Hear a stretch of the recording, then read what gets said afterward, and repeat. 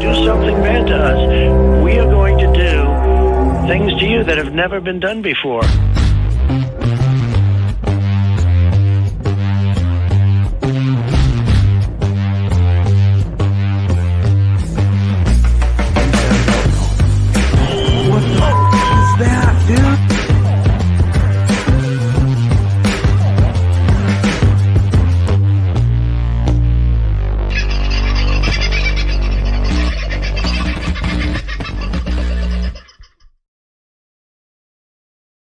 Well, good evening, folks. How are you? And I hope you're having a bloody great Friday. I can tell you I've been a manly man doing manly things today. If you haven't caught the earlier live, I've been truck driving.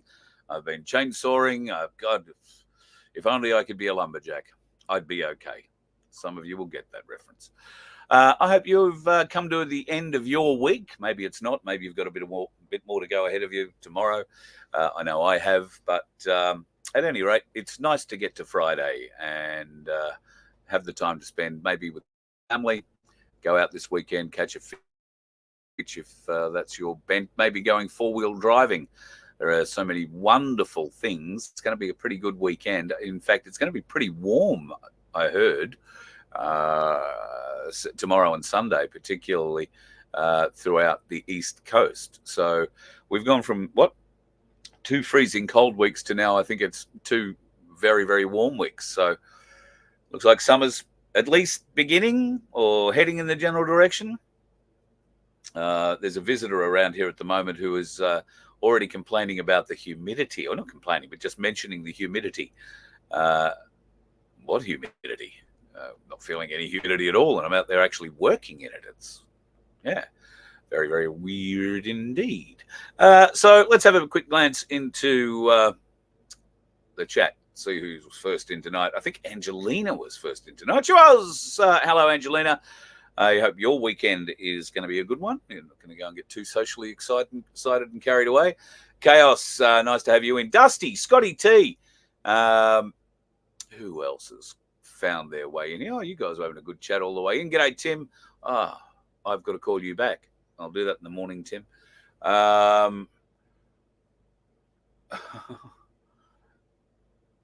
Scotty T, I've got to read all your comments. I'm going to have to go back and do that. G'day, Harm. Hope you're doing well, mate. And life, the universe, and everything is ticking along quite well. Love to Eb. Hope she's doing nicely. She'll be sitting there at his feet, licking his toes, no doubt. DM, how are you? G'day, Wendy. On red alerts in the house. G'day, Phil. Good to have you in too. Happy birthday with you, mate. Happy birthday. That's awesome. I hope you've had a really good day. Maybe a nice lunch or a nice meal out, or at least the family have given you a call and remembered you. And I know your family here will wish you many happy returns. It's a big thing we do on birthdays around here. Remember that. Big thing.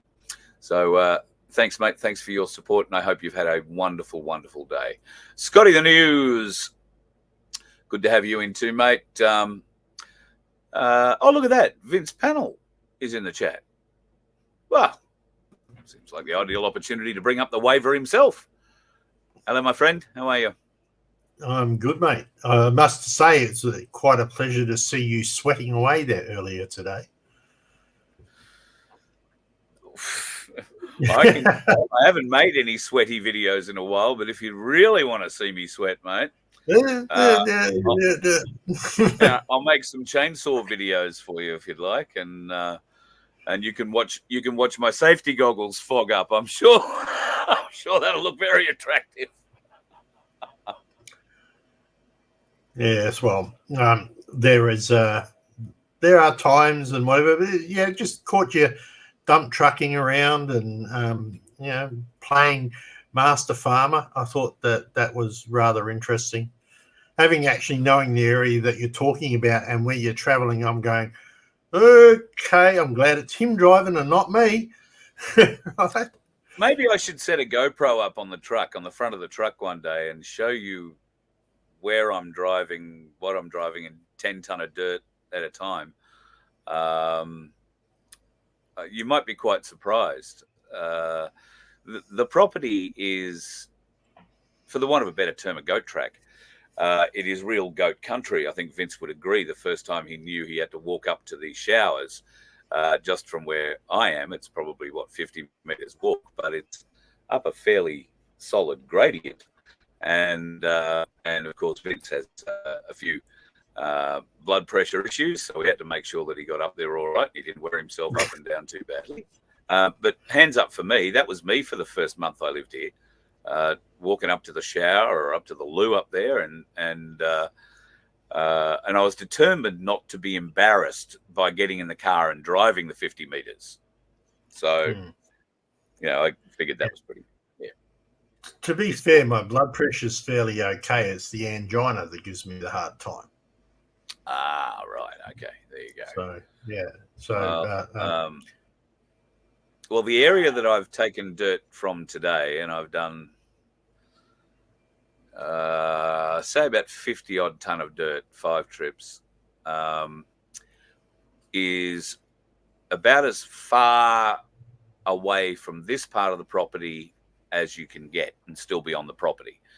And there has been a new road cut through the wilderness to get through there without me having to go and jump out and open 2 gates and close them again as you go through them.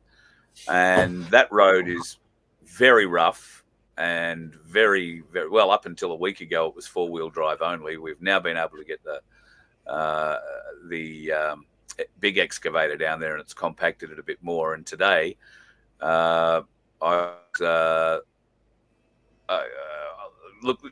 there are going to be truck drivers who are watching this show and saying, "Oh, Carl, shut up and stop embarrassing yourself." But I'm a little bit chuffed that while I'm used to driving a bus, while I'm used to driving and have had experience driving bigger buses and bigger vehicles, I have never in my life had the experience of driving a dump truck or anything that had a gearbox.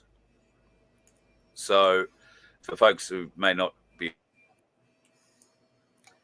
Yeah, okay, a little bit of a break in there. He's talking about a 2-stage gearbox. Sorry, we're back. Sometimes you'd have to change the gear position to change gear. You just flick a little lever on the gear switch and lift your foot off the throttle a bit and it'll change gear. So learning how to do that has been interesting because it on a flat piece of road, it's not a hard thing to learn how to do, but there isn't a flat piece of road on this property. Is there, Vince? Yeah, there's one little bit. Just Where? one little bit out of up near the sawmill. Just as you come into the gate, the first gate coming from your end, it's flat. Oh, yeah, but okay, so that's think the about only this place that I can think of. So now you know that site, and I'll take people for a drive. I'll put the GoPro. I might even just take the car out. Yeah, in the car. No. Do it in the truck. It would be even more exciting in the truck. Do it in the truck. Stick it on the front of the truck, and yeah, it's certainly a truck. So that way, given that area there, we're talking about a gearbox going from 3rd low to 4th high. Or 3rd high it'd probably be when you kick it back.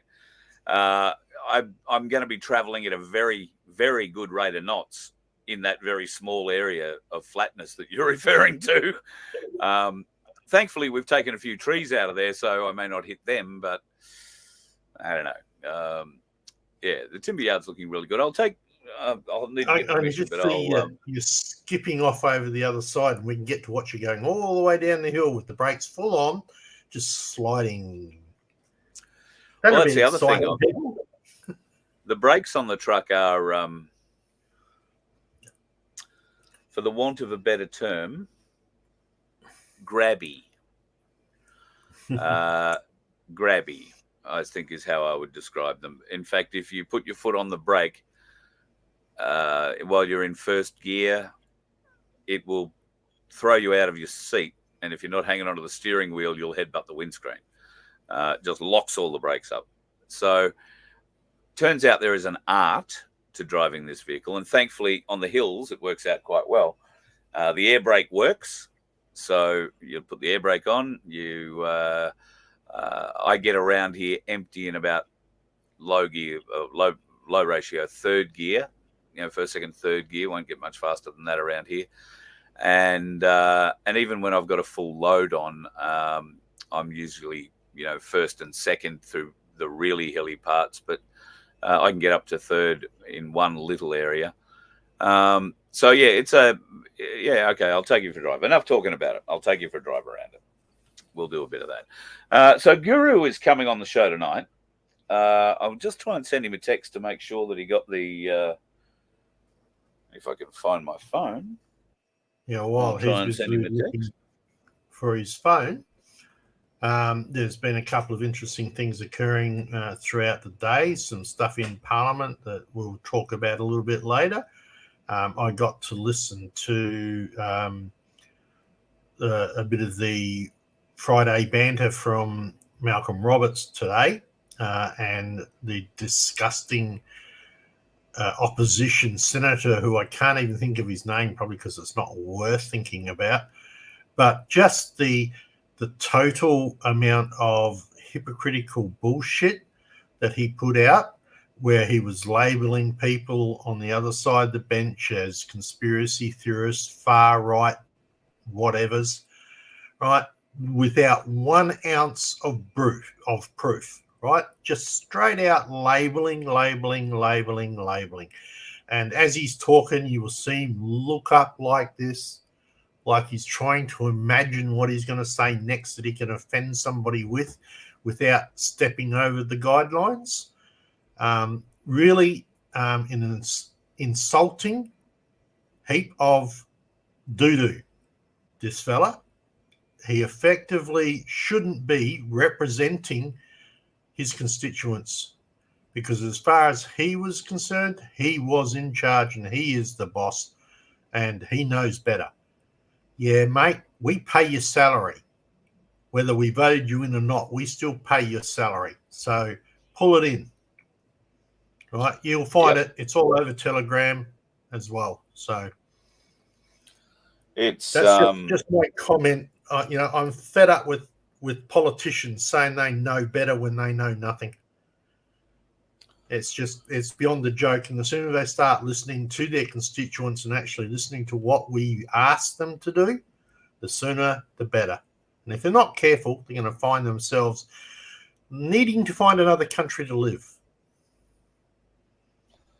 Yes, I would agree. Couldn't agree more. In fact, One Nation seemed to be nailing it more and more with their. I'm just going to move this a little closer. More and more with their cartoon every couple of weeks. Today's is a ripper if you haven't seen it already. Not yet. It's and very cutting to the point. It must really, really jibe the Labor Party, but Albanese in particular.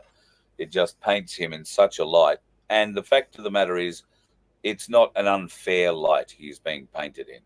The guy is an idiot. But he's leading a party of idiots as far as I'm concerned. Worse than that, he's leading a party of traitors. So... Yeah, well, there's... it wouldn't matter what flavour government we had.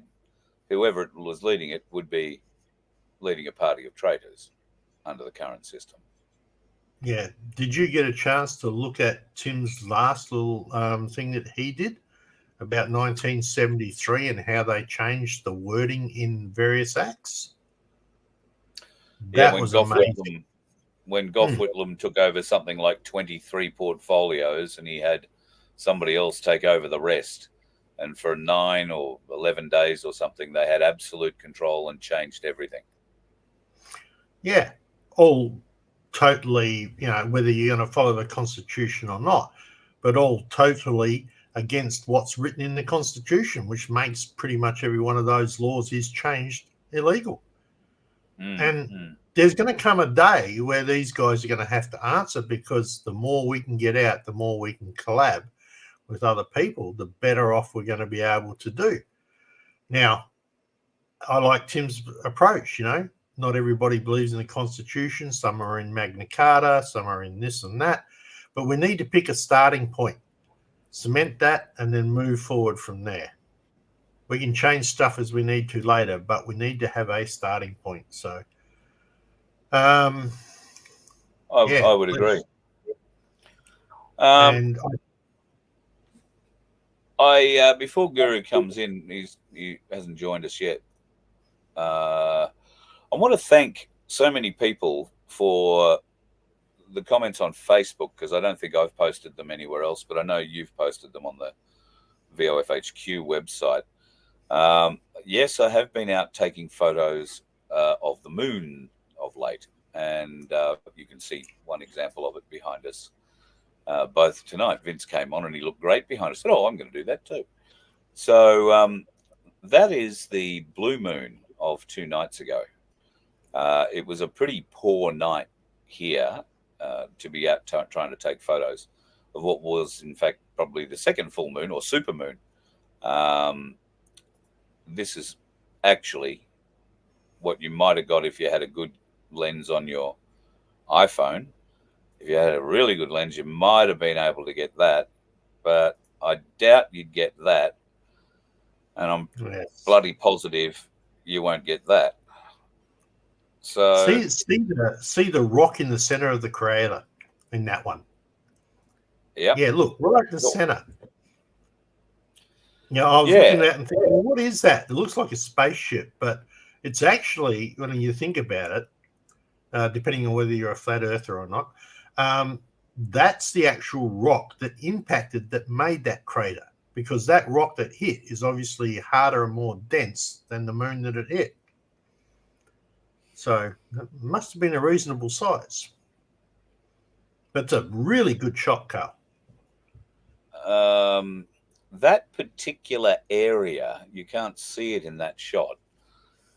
But if you look up above that bit, that crater we're talking about, and to above and then to the left, there are sort of two, it looks like two large rocks. Mm-hmm. These are actually quite large overhangs. They look like caves or entrances. And in the back, which is all a bit darker there, that's because I have photos of this area from another night where more of that area is exposed. I just haven't got them loaded up here. And I'm particularly interested in that area because it looks to me like there are structures there, straight lines and all sorts of humped or domed sort of, well, it could be rocks, like you say. The lens is good, just not good enough. Need a telescope probably to get as close as I really want to. But that one that you're referring to, and yes, I would agree, it could well be the meteorite or whatever it was that struck that portion of the moon. However, it can also be a very large radio tower, or what looks to me like a transmission tower. Almost like how a satellite dish works with a point in the middle, a focus point that the dish focuses on, and that happens to be aimed at a interesting portion of the Earth, most of the northern hemisphere. So I'm not saying it is that by any stretch of the imagination. I need to take better photos, and that'll come this month, hopefully without the clouds. And I'll get to see, because this particular area is right at the very top, sort of top to the left of the moon as you look at it. So yeah, there are some interesting things there. There are a lot of highlights, let's call them, bright lights that you can sort of see in, not so much in this particular picture, but I don't know, maybe the next one might. No. Yeah, that gives it as well. Yeah. If they want some really good shots, look at the ones that we've put up on VOFHQ. You can zoom right in on them and have a close look. So, and then that is the shot that we've got behind us, the blue moon. So To be I fair, didn't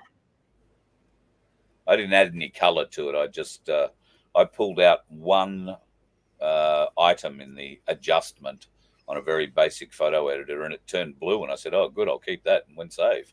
So yeah, I've just pulled a certain frequency of color out of it by pure accident, and that's what came out. So that is the blue moon of August 21, 2024. reminds me of that old song, Blue Moon. Blue moon, blue Yep. moon. I remember that. That's the one. Yeah, beautiful song. That one. Well, I don't know what's going on with Guru. Oh, it says give him 10. Oh, great. Give him 10. That's all right. I'm sure we can gas bag for another 10. Why don't we just start a whole conspiracy theory on that tower? I mean, we can just make up any story because it doesn't matter whether it's true or false. It'll be automatically labeled as conspiracy I can probably load up a few more images that we can start that with. Absolutely. I don't know if you saw this during the week. I think this is one of the best stories I've seen during the week. Using full stops in texts and messages could offend or upset young people, linguists have warned.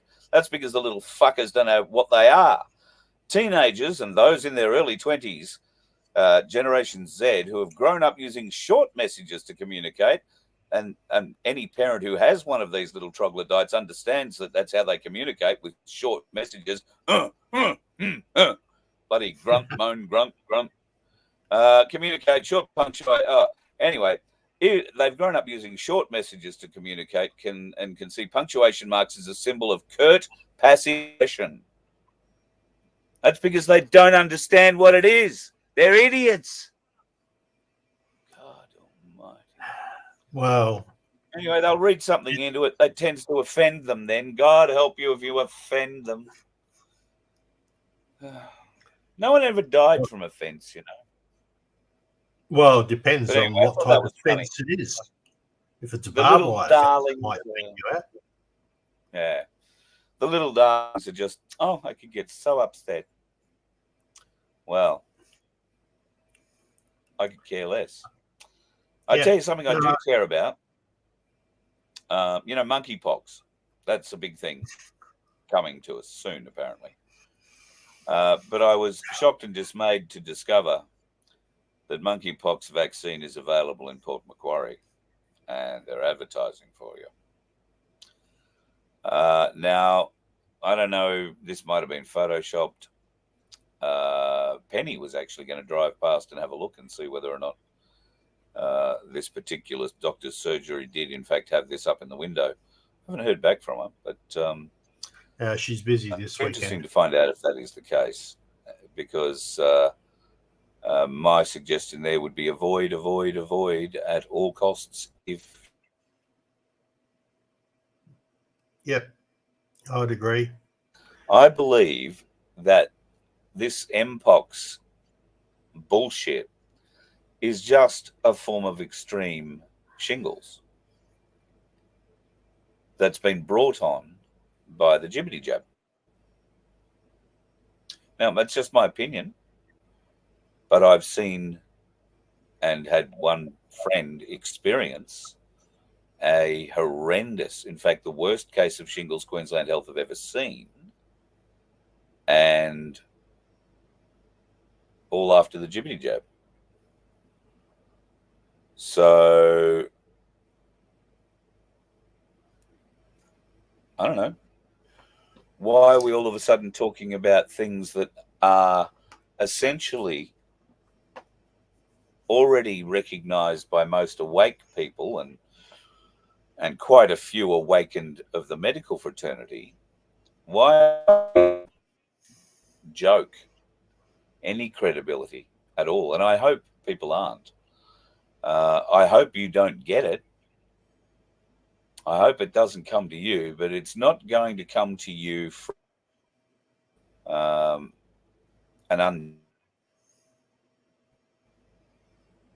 Okay, mate. I'd be really keen to see. Which service are you on today? On the Telstra one, or are you on the Starlink? I'm on the Telstra one at the moment.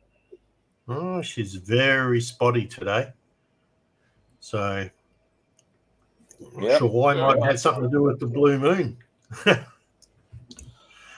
Well, there is probably 2 trees still left to remove. One of those, I think, will drastically improve my Starlink signal. But we'll have to wait and see because I've got to reposition the bus over the weekend at some stage. I've got to reposition the bus. So that'll mean a whole different view of the sky and a whole maybe set of different trees to deal with.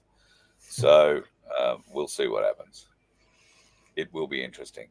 But fingers crossed, another couple of weeks here, I think, to do what I said I'd do to help here before I hit the road, and then hopefully we'll be in an area that provides us a little better coverage for both Starlink and the Telstra link as it's got going. So yeah, it's a bit of a battle at the moment, but it looked like a pretty clear night tonight. I thought the bird might work pretty well, but it seems to be having a little bit of a drag on proceedings. All right. It looks like Guru has finally cleaned up what he was up to, and we welcome him to the show. Hello, brother. Oh, here you are. You're at that bloody mansion you live in again. Oh, gosh, don't tell everyone. The Voda bug will be onto it again, mate. You know what I mean? Yeah. I mean, people like us, Carl, trying to keep things, you know what I mean, on the quiet. Yeah, bullshit. We tell the truth about everything, guys. So, yeah, watch the Voda bug. It has disappeared for a while. But we got monkeypox, we got the sloth bug, and we got everything else coming back. So the Voda bug could be back, guys. It could appear anyway. But anyway, how are you? G'day to your viewers, Carl. And, yeah, lovely to see Vince. Isn't it? Who have we got? Yeah, it is. Yeah, Vince. And, we have met some time ago, Guru. Yeah, we have, mate. Yeah, I do remember that, and I picked that pretty well. I thought. But yeah, not bad. How are you, mate? Good to have you on. It's been a while, so a lot's happened in our lives since last you were on the Voice of Freedom. Apparently we hate each other, Carl. Apparently we hate each other's guts, mate. We're not friends at all. You know, this is the rumors we hear out there in the stratosphere. Yeah, and we've been at each other's throats. All sorts of shit. If people only knew the truth, they would be quite surprised. But yeah, you need to sharpen your knife, mate. It's really blunt. That thing you've been rubbing across my throat. It's still. No, I was going to say something there, and I thought, no, that's going to come out in a whole bad way for me. So no, I won't. I was going to say that's the tough old concrete worker out there, mate. He's got that much cement around there now. He can't get through anyway. Yeah, well, you need one hell of a big hook to take down a concreter from Wollongong. I was told a few months ago, but yeah. Anyway, that's the way it is. It seems like Brother John has decided to try and get some movement back into that crane hook. And to be honest, I mean, you sent a text earlier. I don't know what he's come out and said. Apparently, he's talking me up as a Freemason again, and Bergwerf as well. To tell you the truth, Carl, I'll make a quick comment on it, mate. I sort of said on the show, I didn't put it at anyone, but people, some people have really, at the time when the country is looking for a little bit of leadership from somewhere, or something to grab onto, to grab a bit of, which should be God, right? No man, okay? But yeah. I'm sorry, some people are not doing themselves any justice at all. They're coming out there slagging you again. They're slagging Bergsworth again. They're slagging anyone. Now, funnily enough, Carl, I've shown you a few of the texts that I've sent, haven't I? Because you and I don't talk to each other. We hate each other, Carl. We don't exchange nothing. No, but, yeah. I've been left alone, Carl. The heat's gone on you, bro. So, I don't know what's going on here, mate. I don't know. Well, all I can say is I don't know, he might have been a bit pissed this time around and forgot what I said to him last time. Well, apparently Australia has 1 month, Carl. 1 month to get behind him. He needs 200 people, or what is it, 1,000 people at $200 each within a month, or he doesn't give a shit about the money, or this is his words, he don't give a shit about the money, or else he's throwing the towel in and going fishing. Okay. Well, maybe you should go fishing. Well, Because that's you're not going to get anywhere. You're not going to get anywhere if you're going to constantly shoot down everybody else who's trying to fight the same battle. Well, so what's the point there? He's also just gone out tonight and said that he hates us all. But guess what? We've got to go with him because he needs us. He hates us, but he's got to take us all with us or he can't get there. And he's the only man for the job. Carl, it was a comedy show. I feel sorry for the guy. He's come out, slagged me. He said, I'm a druggo. I'd love to get some blood tests for you. But, yeah, I'm a druggo. I'm this. I'm a drunk. You know, I don't even drink, man. I haven't drunk for, how old's my son now? 26. 26 years I haven't drunk for. Yeah. Since my boy was born.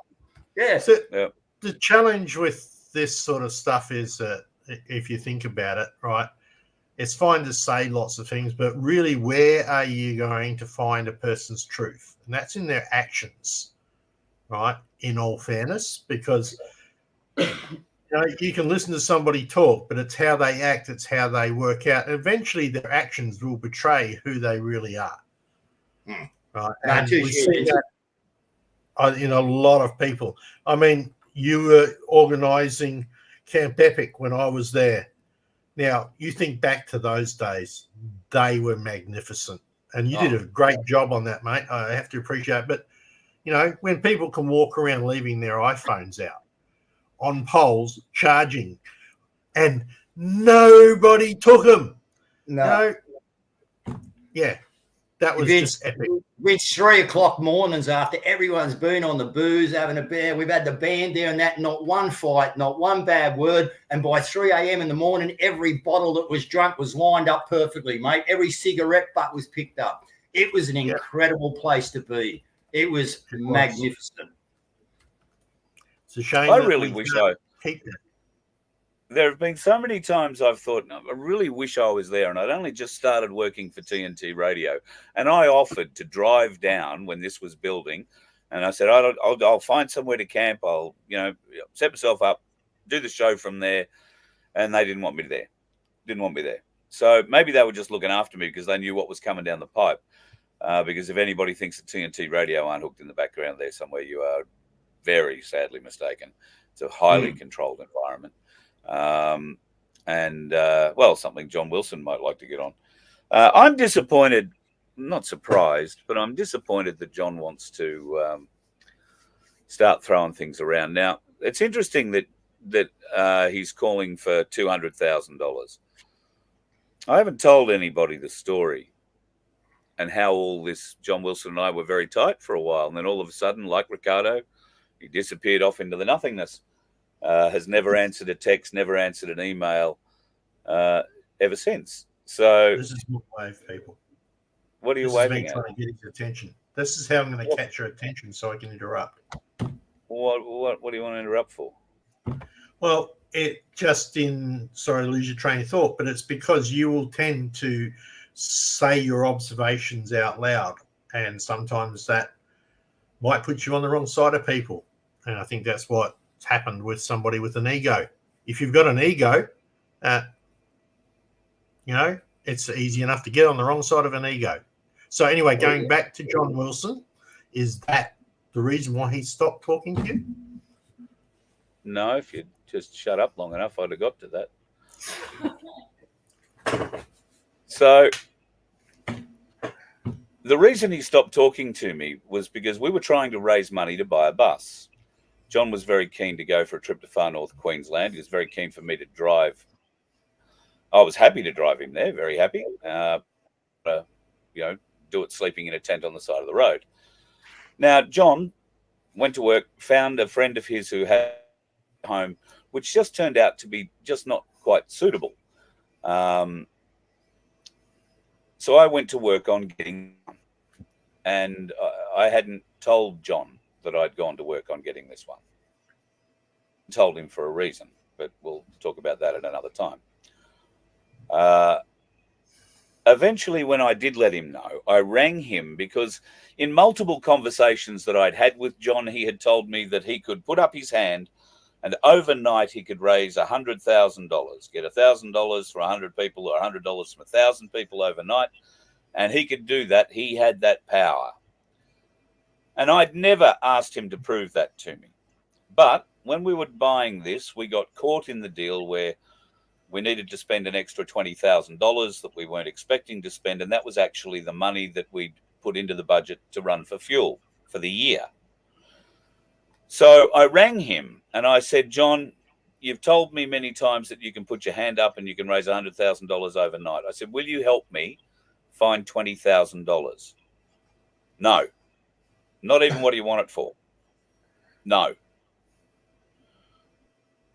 And I said, well, why not? He said, nobody's gonna help you buy a fucking bus. And I hadn't even told him anything about a bus. Nobody's going to help you buy a fucking bus. And I said, so you won't help for 20 grand? No. And he hung up. And that's when I sent him an invitation with a picture of the bus to the bus launch, which was going to happen a week later. I didn't get a reply to that either. Yeah. So that's the story with John Wilson, me and the bus. I asked him for $20,000 to help make up the fuel, which would have taken him to far north Queensland on the fishing trip that he and Skipper Pete are so keen to take together up at Hinchinbrook. And me too. I'll get seasick, but I'm happy to go. Happy to fish. So that's the story behind John Wilson and me and why he disappeared off the face here. And I have sent him multiple texts asking what the fuck. We have mutual friends. I've gone through them to ask what? I don't understand. I hadn't attacked him in any way, shape, or form. I'm very supportive of John mostly, until he gets pissed, and then he starts this swagger, this union swagger that he gets. Now, this is a man who's used to raising money from his days through unionism. What did he do with it is the question. Well, could I come in there, Carl? And just before you go on to what you hold your thought, right, and keep going, but what have the unions ever done for Australia except stuff up our airlines, stuff up our car industry, stuff up our port industry, stuff up our teachers, stuff up our, the list goes on. Everything the unions have ever been involved in has gone ass up. And now here we are going, I need to start a union. Yo, you won't get me, I'm part of the union. Remember that song, Carl? You don't get me, I'm part of the union. Yeah, exactly. And there aren't too many old unionists. There aren't too many old unionists doing that hard where they can still afford a very nice house in a very nice part of the world and a $200,000 boat, even if it's seen better days. So where did all that come from? Unions. Now, unions. And that, I'm not having a go at him. It's just how it was in the day. That's how it worked. But it's changed now. And clearly, because I've heard this $200,000 he needs. I think I heard that about 3 weeks ago, that call went out, 200 people to donate $1,000 or 100 people to donate $1,000 or whatever it was. Yeah. Now he's saying we've got a month to do it or we lose him, he's going fishing. Well, I can tell you, I've been on the boat, unless he spent $50,000 or $60,000, which he claims he doesn't have, on that boat, he'll be lucky to go any deeper than 12 feet off what he's tied to at the moment. If he took that thing outside, it would be dangerous and it would sink. There are serious structural issues with his boat. And there'll be people in this chat who've been over the boat that know it better than me. So I don't want to have a go at John, but I want him to be realistic. I would have moved heaven and earth to look after John. I'm happy to drive him all over the countryside. Sometimes he talk your ear off and sometimes you go home with bleeding ears. But by and large, he taught me a great deal, but I always took him at his word. People seem to forget. You take people at their word. John has always told you what he is and what he does. You just think he's a bit cute because he swears a lot and looks like, Grandpa Smurf. All we need to do is paint a little bit of blue on the cheeks instead of red. Well, I'm not too far from the truth. The fact is we all view him as that, nice old guy who's actually not that much older than me, but he's lived a hell of a life. You know, his knees are buggered, his feet are buggered, his hands are buggered, everything's buggered. But he's the only bloke. I'm interested to know what he wants. I'm interested to know what he wants to do with $200,000. Carl, it's not 200 keep him in the anymore. fight. Is that his wage? Because he told me, you know, nobody gets paid in this business. So what's he doing with $200,000? He's obviously got a bit of money behind him because he's got web pages and he's got support around him at the moment, putting out all this stuff for the national strike, which, you know, I saw him using a classic Ricardo trait to the other day. I didn't, sir. I heard about it. I don't really watch or follow John, but somebody told me what he'd said, and he'd come out and said that he's now on the national terrorist watch list.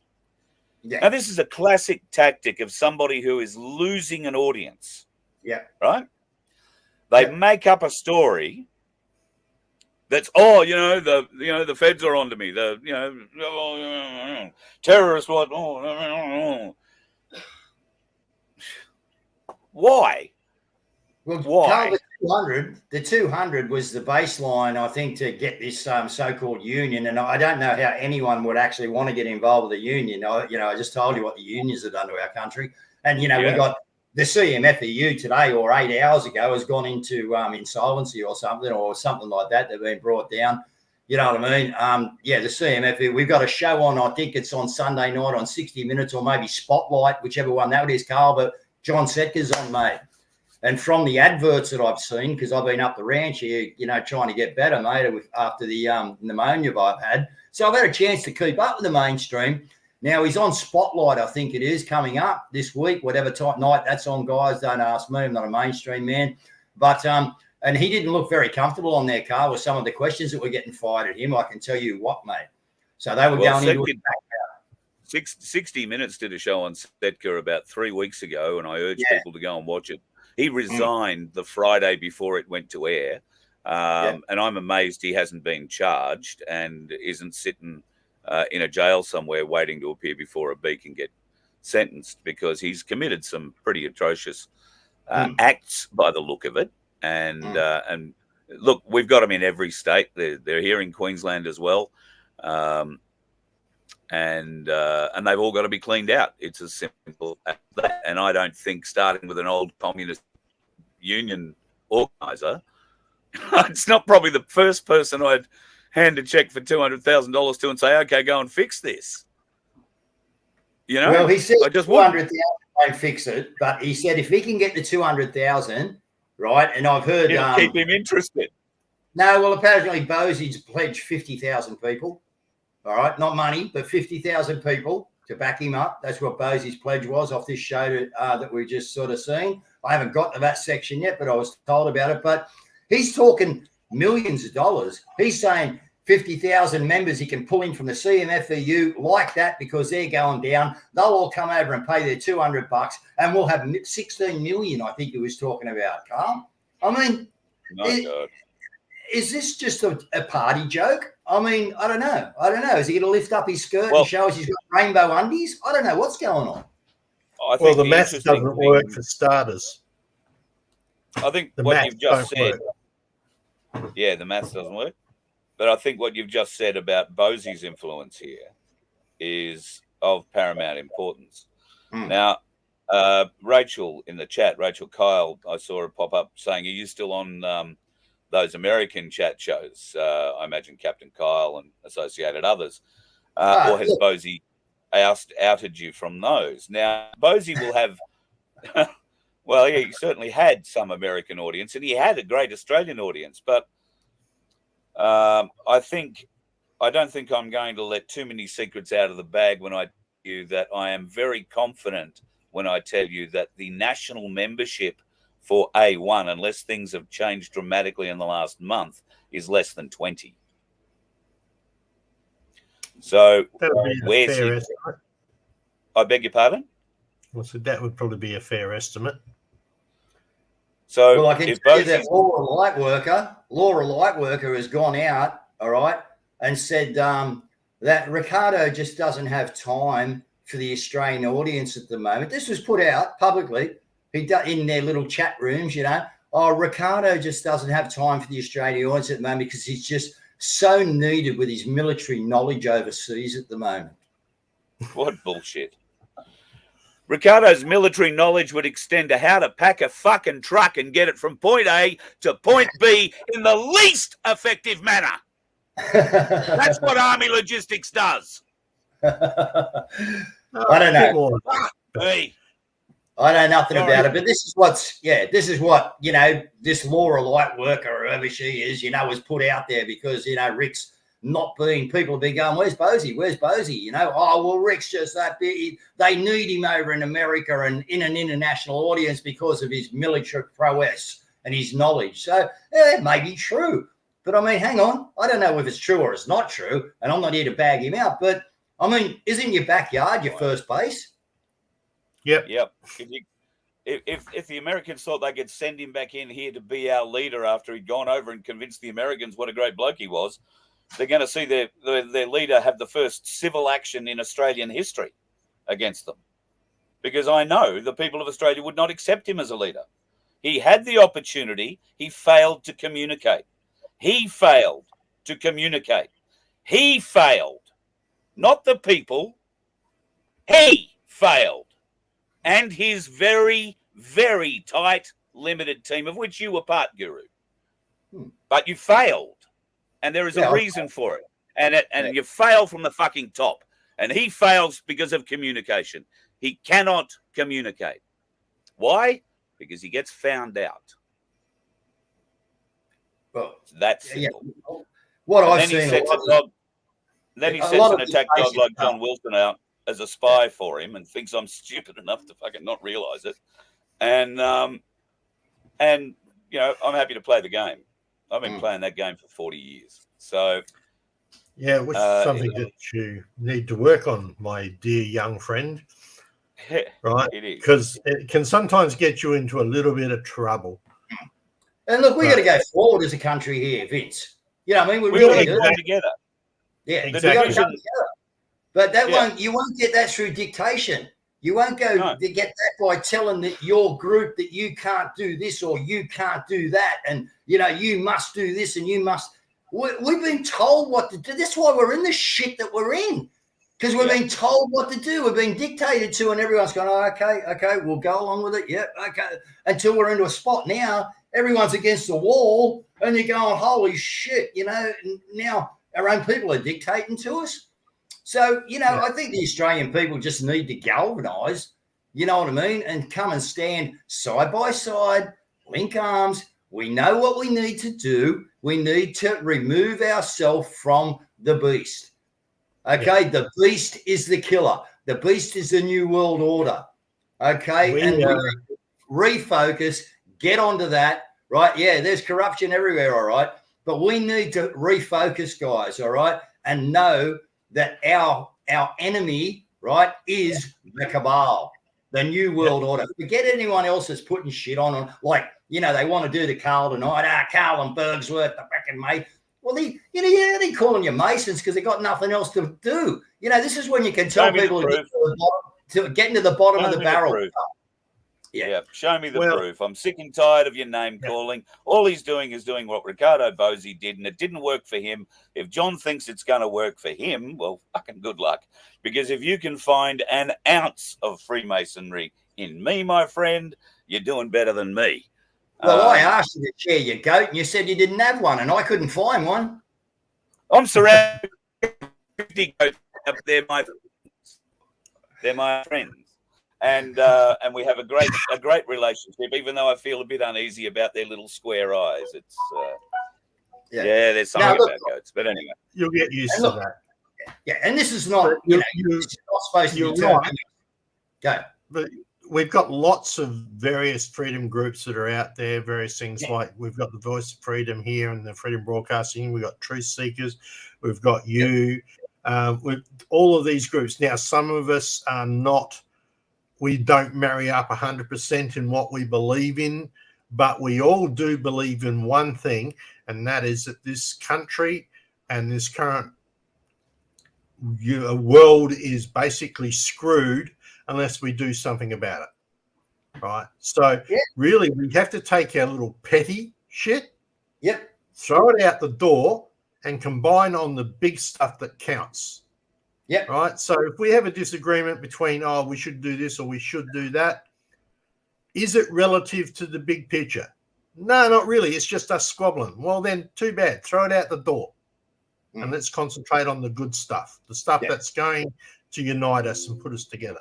Yeah, getting together at the governor's place, Vince. You know what I mean? Doing these things, getting out to Forest of the Fallen. You know, we are at a time now where the community wants to know what's going on. Conversation is so easy.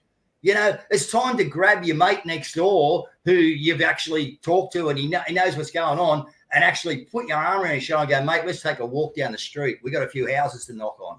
You know, we're going to go down the cafe. Let's go and have a chat. Let's really talk loud when we're getting that coffee. You know, let's bring the conversation to the people. This is what we need to be doing, guys. Seriously, this is what it's ground root stuff and it's simple. Get the stuff from Did You Know website. Jake's going to give it to you if you can't afford to pay for it. He doesn't care. He just wants to win his country back too. Young Jacob. Go and let it drop box We should get Jake here on the show. We can help promote his website too. He does some great stuff. He's a great kid, mate. Yeah. Another one that was actually, you know, demonized, ostracized, and told bullshit. Mate, the guy's a gun. He owns 3 freaking businesses, and he does all that he does with Did You Know as well. And he's a successful little kid. I've been to his house. You know what I mean? I've been in the inner circle with him. You know, these guys you and I owe a lot to young Daniel in Western Australia with Project Matilda. When others were kicking us off their platforms left and right, Daniel was working his ass off to give us a place, an Australian-made, Australian-built place that we could literally call our own, and that any Australian can call their own. Anybody can join. You could be from overseas. ProjectMatilda.com is the website. Think of it like Facebook, only it doesn't have Zuckerberg involvement or the ads. But you know, he needs a bit of support over there too. What he has put together is Vince will be able to tell you more. It's a large undertaking. This too, lots of this. Right, the amount of space and stuff he is using for videoing, right, that costs a lot of money. The unfortunate part about our freedom fight is it's not bloody free. So if we want to get out and reach the masses, we have to spend the money to get to the masses. And we're using technology that's owned by the cabal. We're still got to pay for it to use their own weapon against them. And this is what I mean. We're going to remove the money and start and put the money into our own people. You know, listen, guys, you know, we had 2 million people down in Canberra. Imagine 2 million people gave $1 a month to say Project Matilda, a trustworthy guy, right? Even if we use him, Carl, as an example, 2 million people vouched to give $1 a month for 6 months. What could we achieve, guys? Far out, man. We could achieve mountains, I'm telling you. And we do need money. Okay, we do need money. But I'm not going to go out and ask for the money. I'm not going to beg for the money. Carl knows what I put into it. I'm not even going to go into it, okay, what me and my wife have put into this thing. But why? Because we're not prepared to sit back and watch the country get bullied to death. You know, we're not. And if we don't win the fight, what good's my money? What good's the vote? What good's the ranch? No,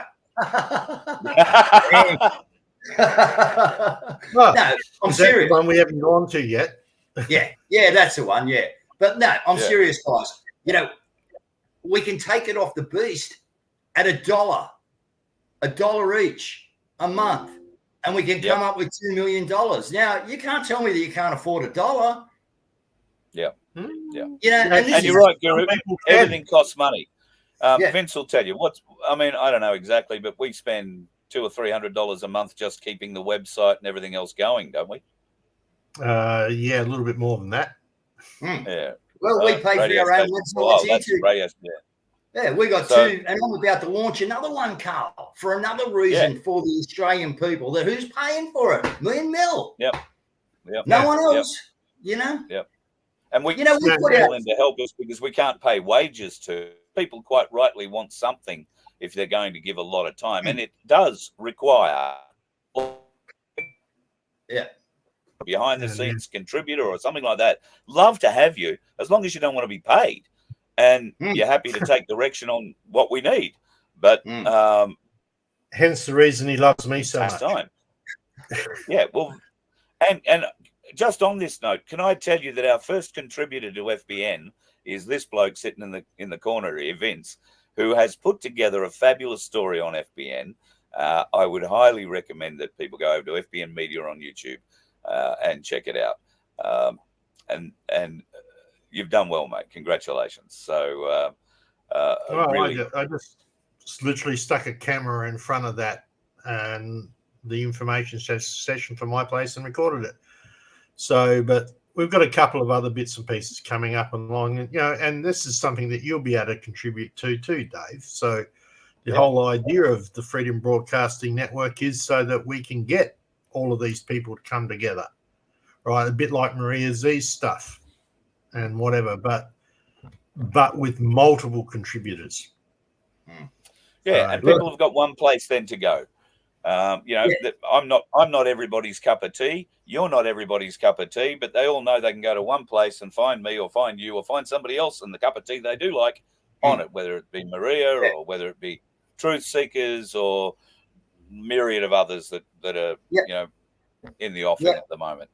There is. Yeah, you're right, Carl. There's different ways to do it, but I mean, it's not. If we just got organised, guys, it's not a big task. You tell me that you can afford $5 a month. You can't afford $1 a month. 2 million people that turned up at Canberra went, okay, Lord, I'm making a pact, man. Yep, I'm going to give my $2 for each month. It's going to go over to Project Matilda. It's going to line the coffers there. And from there, we can be realistic. We can show what's going on. And I'm only using that as an example. We can show what's going on. We can have open books and we can start and get some organisation within our team, guys. Listen, there's a few of us on the pitch and we're playing an opposition that's outnumbering us. They have the referee, they have the linesman, they have the guys up in the scoreboard. Everyone's on their side. And we got people sitting in the stands cheering us on. Well, you need to hop into the game. You need to be in the game because you know what? I was a decent sportsman, man. As you know, I've won champion. I've won with my kids and I've won myself. I've coached people through. Okay. And no one listens to anyone in the stands, guys. I don't hear what you're saying when I'm on that pitch. I got no interest in what you've got to say. Guess why? Because you're not on the pitch. You want to come and join me on the pitch and pass me the ball and I'll give you the ball back. Hey, I'm going to start listening to you because guess what? You actually got on the pitch. But you can't sit in the stands and yell and scream and expect the players on the pitch to listen because we don't. And I understand that many people want to get on the pitch, but for a variety of reasons can't. Be that physical, be that mental, be that, they're just not of that sort of confrontational constitution, will we say, Dave? And I understand that, but you support others who are. Well, then if you can't get on the pitch and accept the ball when it's passed to you and run with it and pass it on to the next person, then help us fund the players on the pitch, please. And that's not just necessarily us. That can be not a us. worthwhile group that you believe that's there. And as long as we can make the connections between the groups, then we can start forming some sort of unified force. Mm-hmm. And that was the advantage that the unions had, that John Wilson had back in the day when you went to work in a timber industry and you had to be in the union. And then they would come in and say, well, we're going to strike because we want better wages, better this, better that. And we're going to pull this union in and we're going to pull that union in. That was very effective back then because of what? They had the numbers. Yeah. They don't have the numbers now. Maybe if John hasn't stolen it, the APU, the Australian People's Union, because that's what we are. If you were born on this land or you're naturalized into this land, you are of this land, the Australian people. And if you can get a union that's for the people, one thing, Carl, while we're on this, this thing of the pitch, you know, this little thing we're talking about here. Guys, we're not on the pitch for us. Look at us here. I'm 63. Carl's not far behind me. I don't know what Vince is. Okay. We're here for our grandchildren and the future. We are playing a game for what's coming behind us. Your kids, your grandkids. Okay. That's what it's about. It's not about us old farts, man. I'll get off the pitch as quick as I can. I'm worn out. Okay. But we're winning a game for the future. All right. And this is where we got to get our thinking, guys. All right. We've got to get in and we've got to use what we've got at our old age that we are, okay, to get onto the pitch, to win it for what's coming behind you, which is your kids and your grandkids, and to give them a future. And that's the bottom line. Yep. Well, I've got 6 kids, Guru, and at this stage, it doesn't look like got television. And at this stage, it doesn't look like I'm going to have any grandkids because they don't like the future they're seeing. That is a sad realization, Vince. That is a very sad realization. And my daughter is the same. My daughter feels the same. Not that she feels particularly good towards men, but that's improving. But she has no interest in bringing a child into this land and into this time. None of it. And I find that sad because I'd love a grandchild, but I find that sad from her perspective, because having a child, I know what that's done for me, the growth experience it gave me. And she's going to miss that. And we're going to have so many young people who mature young, or stay young as they mature, is what I'm trying to say, because they haven't had what I believe is that adulthood jolt of becoming a parent. Because it changes everything. Whatever you thought before, and it changes everything. And even when you see the worst parents doing the worst things, they just weren't expecting what it was meant to be. They thought it was going to be an easy ride. And parenting isn't easy. Not by a long shot. I'm not telling you. You know what's easy now, Carl? For these young kids that have got married and had kids, now domestic violence, guess what the female gets, mate? If you want to split up under domestic violence, $5,000. $5,000 off the government incentive. Like, it's just all upside down, man. It's all upside down. They'll give you $5,000 to split up with your partner under domestic violence. And look, and I understand there is a need for women in that situation who have no money because the husband has the controlling, that controls all the money. Yeah. I understand there is a need for that sort of assistance, but we have also seen, Guru, a number of alleged cases with police and domestic violence situations where they have incentivized the supposed victim into making a report that might have been much stronger than reality would have indicated. And that sort of corruption in our child stealing environment. And I played a video here the other night. I'm surprised it's still on, actually, about the American Child Protection Service and how they've been stealing kids and the ways that they've been doing it for years. And it's done through that bureaucracy. And they couldn't do it without a court system that leans towards it. And, of course, that's what our children are. The advertiser over here on August the 14th ran a whole thing about just that, the number of children that are being taken away within the first week from their parents over here in South Australia. I haven't found the document. Well, they're the lucky ones, though. They're the lucky ones because now a baby or a fetus that's being aborted that manages to survive the abortion has no rights when it's born. It'll get left on a table until it dies. Gets no medical help. That's Albanese's government, folks. Yep. That's him and the Liberals who voted that through. Yep. Or maybe actually voted against Babbitt. They actually voted against Babbitt because Babbitt was trying to put something through to try and stop this. And they all voted against it. You got to...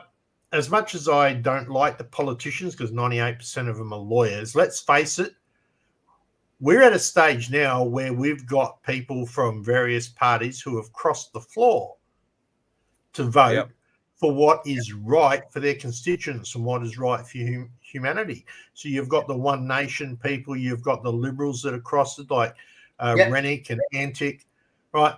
Personally, I am really sad to see Rennick leave, even if he is called. He only lost by 2 votes.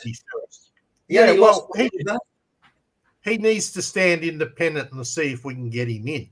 I'd be happy to go and travel there to wherever he is and go around and hand out pamphlets, because I like the man's guts. Right? I like the fact that he stands up and tells it as it is and backs it with bloody fact, not fiction. Yeah. Yes.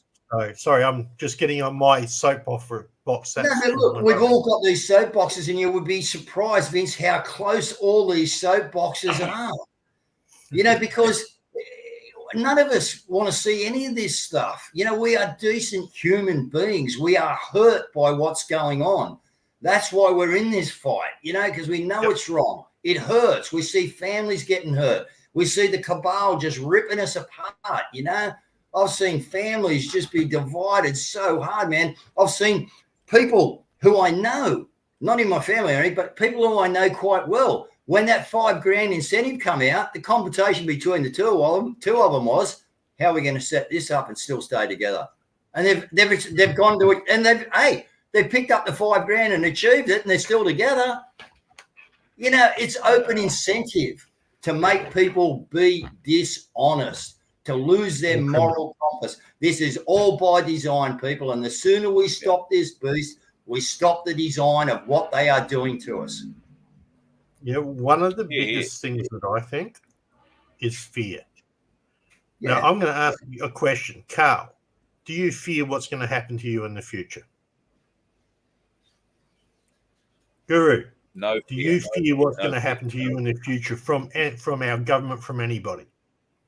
Only one person, and he's up there, and I fear that I don't get to hear the words, well done, good and faithful servant, but I'm going to make sure that I do hear those words, man. So I fear nothing, Vince, except the good Lord above, brother. Yep, and that's the only one you should. And this is the point that I'm trying to get at. Anybody who's speaking out now, who's on there and who's putting forward and putting themselves in the firing line, have lost that fear. They don't have that anymore. That's why the government can't control us, right? It doesn't mean we're bad people. It just means that you've got no weapon left. You've got nothing that you can control us with, right? So last control you've already lost. Yeah, is gone. Yeah. So and there are so many people like us. Now, that doesn't mean that I drive around the countryside with sovereign citizen plates on, waving flags and carrying on.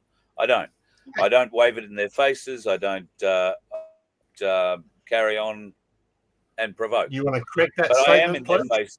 Yeah, sovereign citizen's oxymoron. Yeah, get into him, Vince. Yeah, you want to correct that statement? Sovereign citizen? Oh, well. Total oxymoron? I mean, that's their wording. That's what they use. But, you know, we know that there's sovereign and then there's citizen. One is above the power, the other's below. Sawing chainsaws and wood and trucks and big things. And it's been a long week. All right? So I'm sorry. Yeah, I'll give you that one. That was a Freudian slip because we hear it so often from the mainstream media. So, but you take my my point. I'm not deliberately provoking. What I am trying to do is to awaken as many people as possible. And if it came down to the fact that throwing me in jail or making up a bunch of false charges against me or whatever, I don't think they want to make a martyr out of any of us.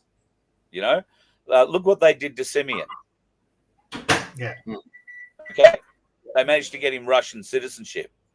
They gave him such notoriety. Well, I know that sounds stupid, but at the end of the day, they gave Simeon exactly what he wanted. He now has dual citizenship, can go to Russia anytime he wants, and now has a media profile in Russia as well. Yep.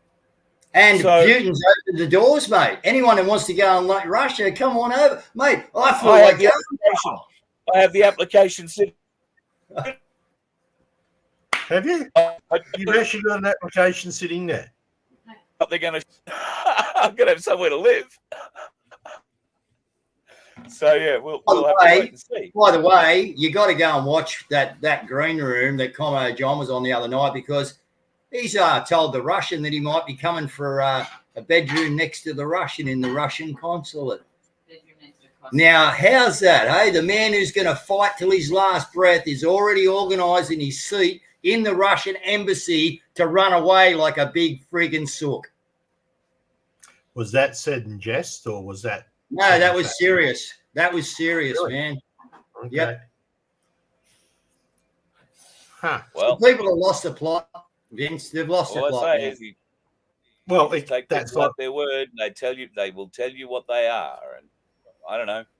Old communists never die. They just get a bit pissed, get a bit red, get a bit grey, get a bit loud. Yeah. But so we really did skip over the really important part that we started to discuss, and that was about the fact that the laws currently allow for a fetus that's being aborted that's still live, right, not receiving any medical help. Now, apparently that's a state-by-state call, so I hear. So you're still going to come down to it. Is it right or wrong? I mean, I'm adopted, for crying out loud. Why not just have the baby and adopt it out? There are certain cases, let's be fair, there's certain cases where, yes, an abortion is the right move. Bloody connection. Right? I know, you're dropping out. It's all right, I've taken over the show, Carl. You're good. Yes. There are certain cases where that sort of stuff is relative, and it's on case-by-case basis. So let's be fair about that. But you need to put that on the connection. A little back up a bit. But generally speaking, the fact that the child makes it out alive, I mean, come on, you've got to supply. You can't just leave it in a dish. Yeah, no, it's just. Are you even human anymore? If you had to deal with that, do you even consider yourself a compassionate soul? And it's actually, you don't have a soul as far as I'm concerned. Yeah. You couldn't do that theoretically. You can't have a soul if you could just do that. Yeah, but after you've gone through 4 years of nursing school and medical school and 6 years of that, your soul has been altered. You can't save everybody. You know, they start treating you like a gardener treats a flower bed. Yeah. They look after the ones that look beautiful and will stay beautiful, and the ones that look like they're going to die, well, we'll just see if it dies. And eventually they die. They pluck them out of that bed and get rid of them. Well, my mother was a 7th grade sister. She used to be matron of the hospital down in Mount Gambier in South Australia. No matter what, nurses to a main degree, and not so much doctors, but definitely for nurses, right, they went in with the altruistic moment of wanting to help people, and they have a soul in there, and they do start to accept loss because they can see that as inevitable, right? But that's loss at the other end of the scale, not at the beginning of the scale. The beginning of the scale must hurt them. And I know from the nurses I used to speak to all the time that they were, in fact, very, especially in the prenatal ward, right, and in the maternity wards, that was when they lost a child, then that was heartbreaking even for them. But this, right? You're talking about something that happened over 20 years ago, I'm betting. True, fair enough. Well, more like 60. Yeah, right. Yeah, true. So the nurses and not like your mum anymore, and not like the people that worked with them. Nowadays, remember the matron, Carl? The matron was this. Yeah. I'm sorry, man, but she was as white as your bus, Carl, and she ruled the hospital with an iron fist, mate. I can remember being 8-year-old, getting my appendix out, and I'll tell you, you didn't muck around with the matron, mate. Well, your matron told you to eat your ice cream. You ate your bloody ice cream. It was as simple as that. I had an auntie that was a matron. She owned her own friggin' hospital in Geelong. You didn't fuck with her, I can tell you. Did not muck with her at all. So, and you're quite right. She did have an arm the size of the bus. There. She just heard you out, mate. She's just having a chat to God's ear right now. No offense taken. They were beautiful people. I knew exactly. They were hard asses on the job. When they left the premises, they were beautiful people, mate. They had a heart of gold. That's why they had a matron's job. That's right. And that's true. They did care. But it's all about money nowadays. Let's be fair. That's what it's about. It is. Right. Especially in the healthcare game. And it's about how fast can we churn that bed over. Yep. You know? And now they're just going to get a lot of people for more money, Carl, because the government can't pay. And now they're looking for 30 million, for another 30 million or 33 million or something out. And they're going to screw it out of the old people that they're already screwing it out of. Yeah, and people with their super still in big super, silly enough to have it there. That's where, now they've got the big company around your super saying, 1% super tax on everybody and get us. Well, if you want to give the government, and they're saying 1%, you reckon they're going to take 1%? They'll take more than that. No, you need to get it out, get it into something that's self-managed, put it into some precious metals, AinsleyBullion.com.au. And don't forget to mention Voice of Freedom, you'll get a discount. So it's the way to go. And Cass and her team from Freedom Financial Solutions can have it in sort of 2 to 3 weeks. It's a pretty quick setup. Haven't had Cass on for a while, so she's been pretty busy with the setup, trying to get her house in order. So we'll have to get her on for another chat shortly and find out what's going on in the big super world, because there's more and more talk that the big companies, the AMPs of the world and all that, are starting to suggest to government that a super tax is a viable way forward to help the country get out of the shit debt situation that we are in. Why are we in it? Because we have shit politicians running the joint, and we need to improve that. How about we just stop laundering money, Carl? You know what I mean? And giving it to the bloody Ukraine and everywhere else. It's all a money. Everything is a money laundering operation. Our subs, our this. We're not going to see a sub in 2060 bloody 5 or whatever it is. You kidding me? They're just taking your money, people. It's all money laundering. It's all the cabal. It's just sending you broke. That's all it is. Everything's money laundering.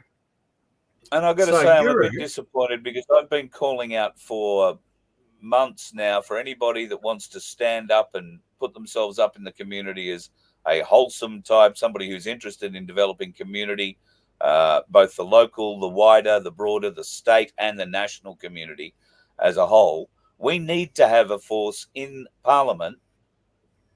And I believe, like Dave said, if we could get 2 million people to give $1 a month, we might have 15 million people vote for us at the next federal election and change the country. Yep. Yeah. Route every seat, except maybe for the likes of Roberts, who I believe Senator Roberts is doing a great job. Antic kicks in occasionally, and Senator Babbitt's doing a pretty good job. So they're the only ones, as far as I can see, actively, almost on a daily basis, working to expose what's going on. And I look forward. I know it's difficult for them, and I've been very critical of them in the past, because I've felt they haven't done enough. They haven't been direct enough. They haven't been aggressive enough. They haven't held these bloody bureaucrats to the flame long enough to get the truth. But I believe that they are getting the truth, and they are also gathering the evidence that these bureaucrats are untrustworthy, will tell lies, bald-faced lies to Senate estimates. And I think Roberts, if he wanted to, could rightly claim the scalp of the 2IC of the CSIRO, who treated him with absolute contempt in Senate estimates and refused to answer questions. Babbitt's own people crossed the floor to stop him getting the COVID inquiry. Well, Babbitt is only Babbitt. there is only Babbitt. See, there's no others other than Babbitt. He's the only one that's there. And that is the issue. We do not have enough numbers sitting on that other side of the fence. And that's because we've got things like the Teals that have come in. Oh, don't even start on that. God help you. If you voted for a Teal, find North Head, gain a parachute, make it work. But the Teals, just absolute destruction in our political environment and paid for entirely by Soros and co. So, and where's the evidence for that? Right? How do we know that? Well, how long did it take for One Nation to get somebody into power? Just one senator, right? And yet, out of nowhere, this Teal group arrives and gets 7 in one hit. Yeah. What? You know, I had a gentleman on the show last week or the other week. I mellowed know when it was. I get lost in the rigmarole. But Scotty come on. Yeah, Scotty come on, and he said that he was a Liberal when he come on the show. He's in the Liberal Party. Well, Carl, you know what I mean? Like, he just lit the fuse, mate. Did I rip into him? You know? I said, your boss, man, has just told us all to dob each other in and get us in jail. You know, like, he's in there to try and infiltrate. You know what I mean? But what he said to me was that we have 40%. This is what he tells me. All right. I hate all parties. I don't like any politicians. You know me, guys. I've ripped it into all of them. None of them will come on my show because they won't answer the hard questions. But 40% think like us. We have 20% of the old, Michael Fitzpatrick and Patrick Fitzmichael and, Bend Over and Phil McCavity. 20% of them are ruling the other 40% over here, okay, to do what they need to have them to do. So we got a 60% in against the 40% who would like to make a difference, and they're being run, that 60% or is 40% of it here, but it's being run by 20% of Michael Fitzpatrick and Patrick Fitzmichaels, the guys that like the little gay kids in the parliament. They get their little thing, and this is what's going on. This is our parliament. For Christ, I'm not going to say that word. For God's sake, you know what I mean? Yeah. Well, you can take that same effect if you spent the time to actually watch Parliament and go through it. Pretty much guarantee you, when any of the opposition, and I say the opposition to them, in other words, the people or the senators who are speaking on our behalf, make any of their speeches, how many people are actually sitting in the gallery? We pay those people to sit there and listen to those speeches, and there's nobody sitting in the seats. Yep. None. Right? Yep. The only advantage is that it's landed on the Hansard. That's the only advantage. Yep. Right? But that's not advertised to people. Hey, people, here's your senator. He's right. Oh, no, he's not. Oh, next time. He's right. Oh, no, he's not. Right? He's not there when he's required. Now, I'm sure they've got other jobs and stuff they need to do, but they're paid to sit there and listen to both sides of the argument, supposedly. Supposedly. But anyway, sorry. Guru, got a question for you. Yeah, mate. Sorry to hear that you are not well, and I hope you're feeling much better. Oh, I'm well on the mend, mate, yeah. Right. So where are you heading now? What's the plan? Are you just moving forward? I mean, with the loss of the extra support that you used to have with Australia One, what are you doing there, mate? Look, well, we can all see the big picture now, and I don't think there was a great amount of support within A1. I think maybe I was held on to because the support was actually on my side to help A1. I don't know. All right, that's a guessing game. Good question, Vince. But I tell you what, mate, as soon as I wanted to ask questions and have them answered, the response I got was, if you want to believe this bullshit, thanks for your time. See you later. After 4 years. I know that one well, mate. I know that one well. Okay. Now, so what do you do? And look, guys, I said this on some international chats. I've said this before.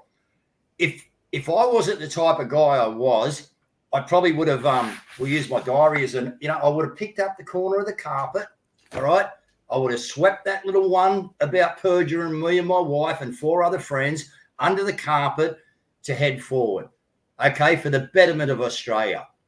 Now, I knew there was no use doing that, but if I'd have done that, then what happens to Guru when it all falls apart 2 years down the line, or 12 months or 6 months, and they go, what, Guru, you knew about this bullshit, did you? And you're still with them? Yeah. Yeah. Sometimes it comes back to integrity. Yeah. I had to make a character decision for myself.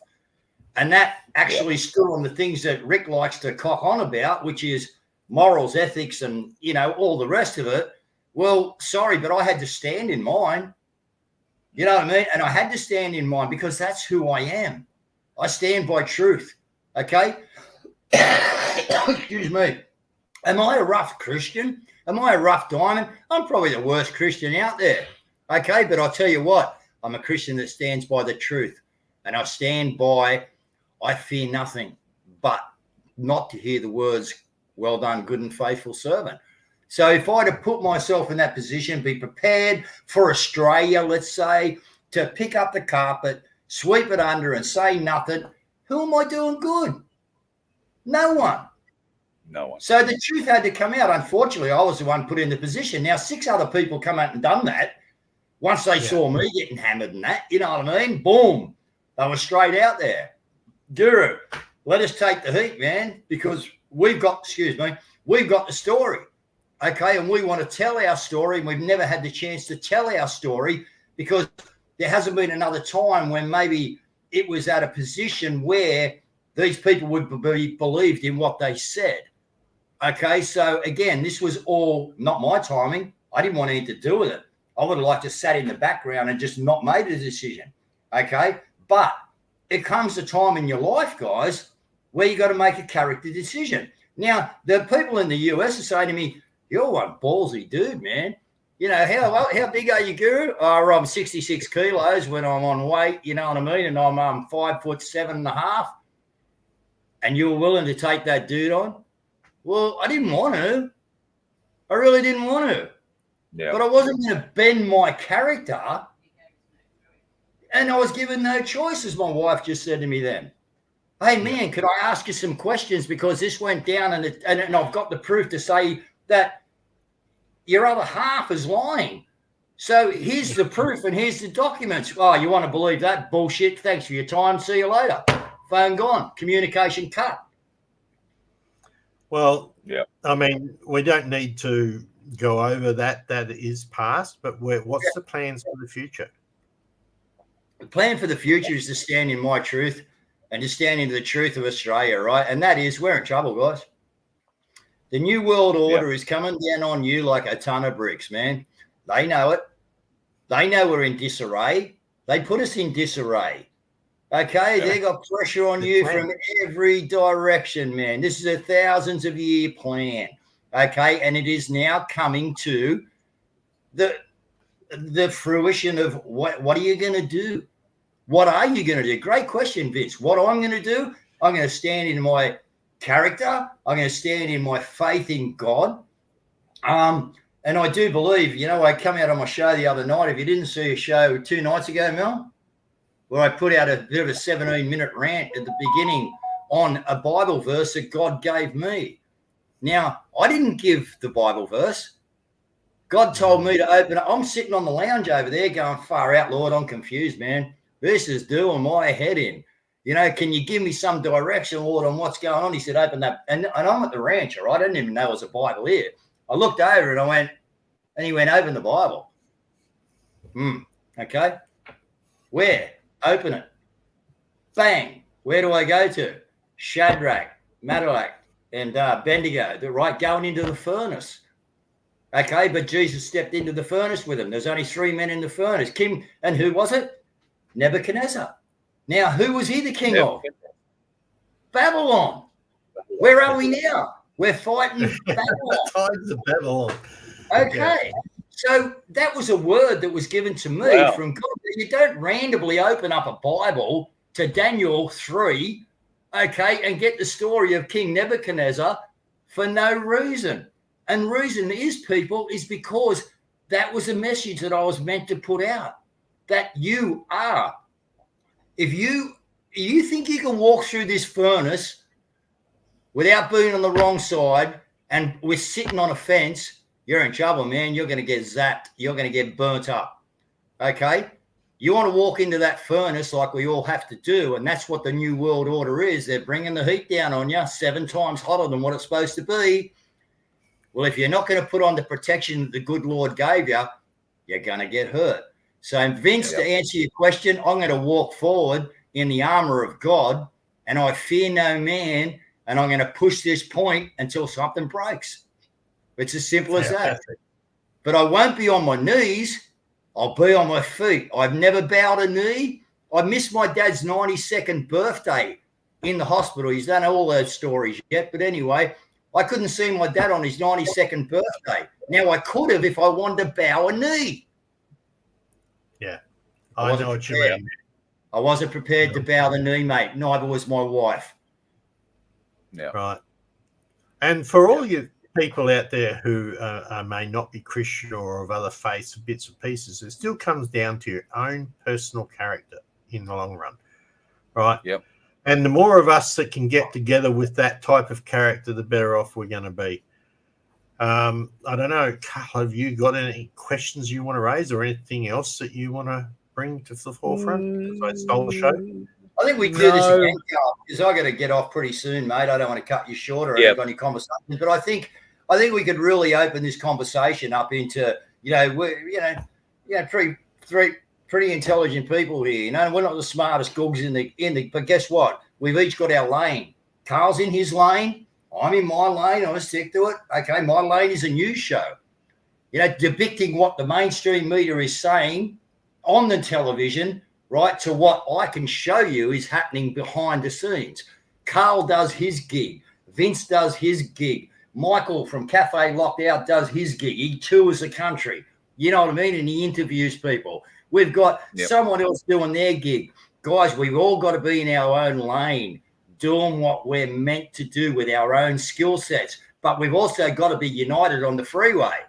And the lanes. Yeah, we've got to be on the same freeway. Go on the same way. Yeah. 100%. Well, Guru, I think we can talk about that this week. I think I can see a way that we can make that a regular show on the FBN channel. I don't think there's much value in just leaving it on Voice of Freedom. I think it's better that we use it for what it's meant to be. And that way you, Vince, whoever can invite guests in, and we can pre-record that so it doesn't impinge with your show, doesn't impinge with my show and times, and we can pick a day during the week, get an hour, and have those conversations. And they're just thought starters. But I think it's a great idea, and I think we should do it. Okay, well, look, guys. We'll get Michael and stuff will come along, and because he's got some great stuff that happens out there. Michael's upset with me because we won't. Yeah, I know. I'm sure Michael is a big enough man that he'll get over it because the importance is the country, right? It's saving this country. It's not about ego. All right, and I do have to ask. Somebody said, I remind them of Jim Watkins. Who's Jim Watkins? Jim Watkins, he's from Jim Watkins is from the old 4chan, mate. I'm just complete ignorant. Okay, 4chan, 8chan. Jim Watkins was one of the the instigators of the old 4chan communication. Okay, so if you look into that, you'll work out who he is. But I'll do your research, Vince. I'm not here to tell the story. Frankly, I thought you looked like the trombone player out of the Muppets, but that's another story. Hey, Guru, have yourself a bloody great weekend, brother. Good to have you back on the show. Okay, everyone get out and do something on the weekend. Will you start a conversation, guys? People just want to know what's going on. Carl, thanks again. Vince, lovely to see you again. We'll talk to you soon. And look, God bless everyone. All right, let's just get on the same page and go forward, guys. Get on the pitch with us. True, man. I'll tell you what, it is fun in the game. It is fun. It is. Fun when you're on the pitch, man. Yeah. Come and play with us. It's fun. It doesn't matter if you don't know the rules because we don't either. That's part of the fun part of the game, figuring out the rules. All right, Guru, have a good one. Say hi to Mel and have a great weekend. Thank you very much, gentlemen. We'll talk to you soon. Thanks, Mel. Thanks, Guru. And Vinsoir, what are your plans for the weekend? I actually have to unalgify a pipe from my rainwater tank. So I'm going to go and do that. Yeah, so that's one of the things for me. Other than sounds like IT work. Big job. Well, don't go and do anything that I wouldn't. Well, 7 Days to Die game's going to come up somewhere in the weekend, so I'll shoot a few zombies. Just practicing for next year. Oh, did I say that? You are. Sorry. Of course you are. All right. Thanks for coming on tonight. Chat, and we will talk, no doubt, very, very, very shortly. In fact, probably just mate. after the Just intro, remember the outro plays. 2 things before I'm about to disappear off the screen, but before I go, you have to promote memberships, donations, and the web pages. Bye. And the merch. Don't these windshields look good? Merch. You know, and I don't know if you can see the back. Can you see the back? Yeah. We can see that FBN. Look at that. Beautiful. Big FBN on the back. So they're great. Warm, beautiful, warm. And people have been asking about moon photos. They want moon photo cups. Yeah, so I've got to chase that up. But I've got 2 jackets to send over to North Carolina sometime as soon as I get them ordered in. Yay! North Carolina, our first internationals. So, they're Australian, but they're in North Carolina. They must be living over there now, but they've asked us to send 2 over there. So fabulous. That order is organised. Well, all our best is in where? North Carolina. No, I said North Dakota. North Carolina. Bloody cold part of the world, North Dakota. I suppose North Carolina can get pretty bloody cold too. So yes, you'll find these work really well over there, and that's good. Maybe a nice warm coffee cup with a good, let me say a bit of a reasonable moon photo that you could put behind it, something like that. Or maybe you'd like the blue. This is Carl just gently slapping me, saying, "Come on, Vince, pull your finger out. Come on, you got more work to do. Come on, do it." You're the one telling me I've got to get into donations and memberships, of which we would love to have you folks. Please come and join us. There is benefits to membership, in that you'll never pay for anything that we send you. That'll be good. I mean, we're starting small.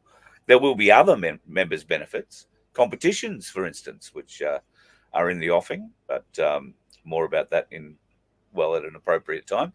But yes, please come and join us. You can do so for as little as $1.25 a week. And believe it, that money really is important to us. It keeps me on the road, even though I haven't been on the road very much. Part of the reason for that is that the buses needed a little bit of work done on it. We've had to get a certificate of inspection done on it, which cost near enough to $400 friggin' to get a bloke to walk around, kick the tires, sign a bit of paper, and not even give it to me. I just got a thing that turned up in the email 4 days later. I mean, how unfulfilled do you get? You hand over, I think it was $350, and you don't even get a matchstick in return. It's like, oh, yeah. And the bus is all right. Oh, yeah, bus is fine, mate. Looks great. Right. That was a Sunday, and he was doing 3 of those jobs on the Sunday. That's good money. Yeah. Good money. And he got to go for a ride out in the hills on his motorbike. So that drains the bank account quite significantly. We've had registration and insurance just pop up again too. So if you can help, we would really, really use it. We're endeavouring to head north in September and take a more leisurely drive north at this stage and heading for Cooktown eventually. That's the goal.